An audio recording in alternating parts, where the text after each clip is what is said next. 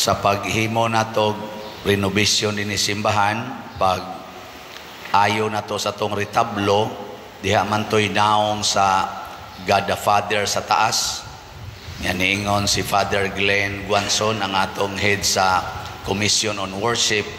Kuhaa lang na diha padre, ilisi lang nag Holy Spirit, munang nabutang ang dove. Nako kanadeng Father diay siya, wa manggoy naong ang amahan, wa may naong ang amahan, kay wa man siya magpakita siyang naong, tingog ray iyang gipabati, pero naong wa. Mo nang niingon si Felipe, Lord, ipakita lang namo ang amahan og igo na kana kanamo. Yan niingon dayon si Jesus, wa pa day kakaila nako Felipe, ang nakakita kanako nakakita sa amahan. Ang mudawat nako nidawat sa amahan. Ako anaa sa amahan, ang amahan ania kanako. Nindota no?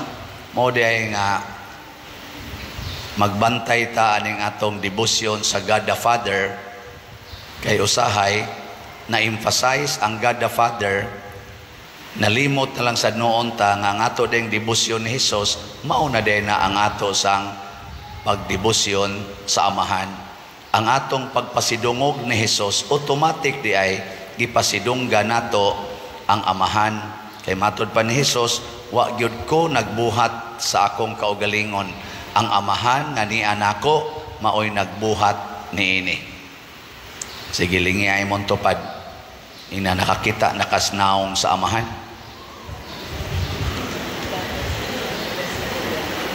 Sige na, kinsa ninyo'y nakakita sa naong sa amahan, tas ang kamot. Mao pag-explain ako nga ang nakakita ni Jesus, nakakita sa amahan. Ya sige naman tag-ingon ni Jesus, igana, lawas ni Kristo sa inyong tubag. Di nakakita na mong Kristo, di nakakita na sad sa amahan. Pasti lang gid ninyo Dios bo na tabi, kinsay nakakita sa naong sa amahan, tas ang kamot. Nganong jutay raman? Ang rason mao kini, kay wa ta mo tuo nga kanang hostiyas mauna si Kristo, nga kanang atong gihimo nga image sa crucified Christ maunay naong sa Ginoo.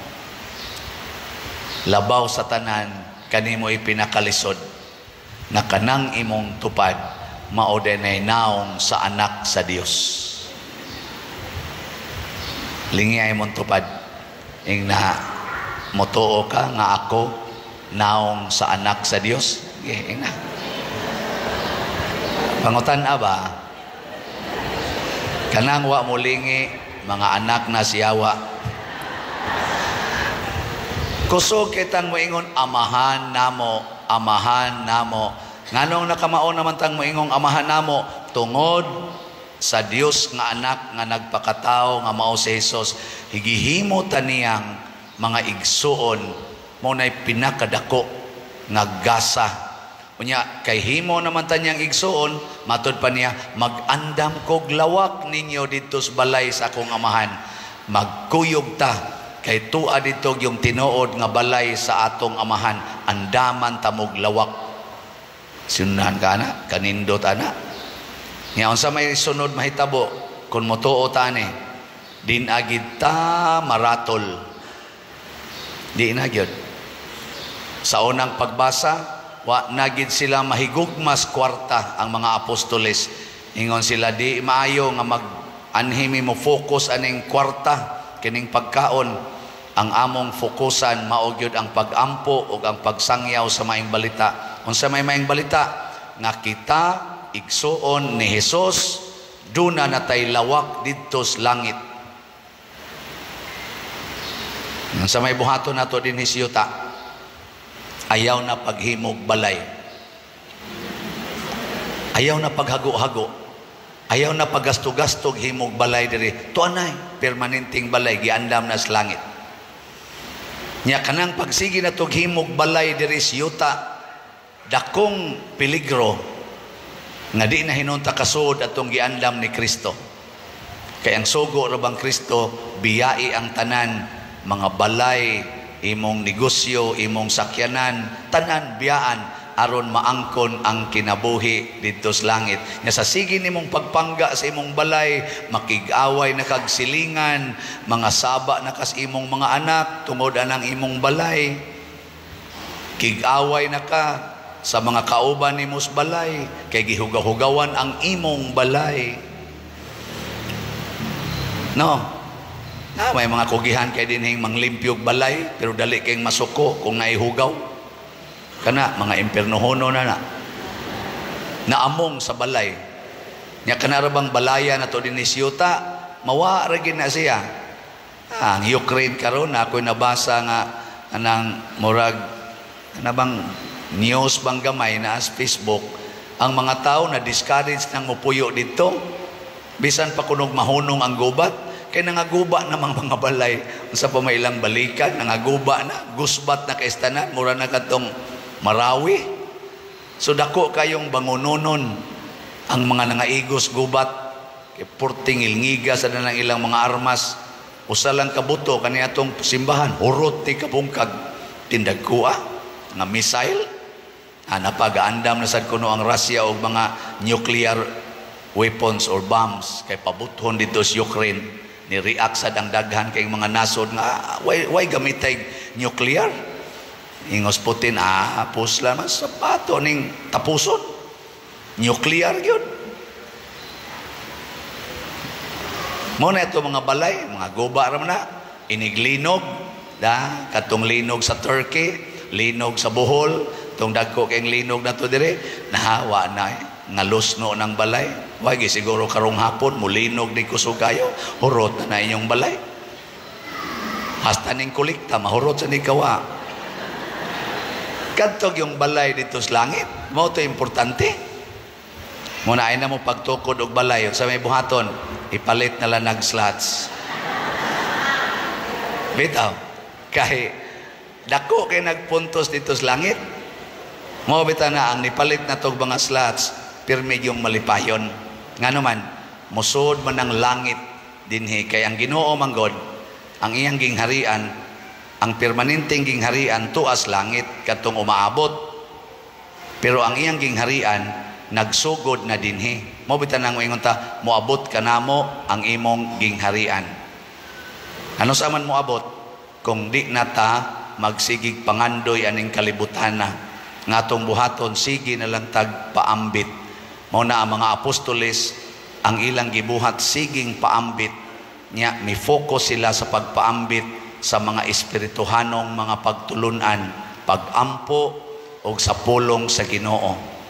Nya kining pulong sa Ginoo kun atong paminaon ug atong sundon, mao sa ni mahimong basihanan nganong mahimo tang mahigugmaon sa atong isig katao. Dali kita manghatag. O na dinis atong parokya, daghan kay nang hatag gikan pa atong 2020 hangtod karon. Daghan kay nang hatag dinhi ni anhi nga nipalit og slot, di siya motugot nga di may magkastorya. Kay dito man siya gawas nasod gikan. Nako nganong makikistorya magyud kanako, sir. Nibalik na siya ni kaduha in siya mo testimonya lang ko pader nga sa akong pagsigig paminaw nimo nisugod kog palit og slot na agoy dako kay grasyang niabot nako pader. Grasya sa relasyon sa akong asawa. Ako mo'y hinungdan nga nagkabuwag mi. Nya karon akong gibuwagan ang akong kabit. Naghilak ko hapit kada gabi kay gimingaw gyud ko sa akong pamilya og nangandoy kong mahiusa. 1 month ago nagkahiusa mi sa akong asawa. Munang mo testimonya gyud ko nimo pader, bunga ginis pagpalit og slot. Nako pangabit pa more. Aron magsige na sa kagpalit para mabalik. Di ay magsige na to siya palit. Ang mga inana nga testimonya ba nya daghan kayo ingon ana. Ngano man kay matod palagi ni Hesus, ang nakakita kanako og nakaila nako, nakaila sa amahan. Pasabot og miilata nga kita usa ka pamilya, mga anak sa Ginoo, magpuyo ang amahan dinhi kanato ug bisan unsay atong pangayoon iyang ihatag. Matod pa sa ikaduhang pagbasa, tukura ang inyong kaugalingon diha sa lig-ong bato nga mao si Jesus ug kita himuon sa niya nga mga bato para sa atong isig katao aron anhi sad sila makakita og nindot nga sukaranan ug ang kaluoy sa Ginoo muhari nato.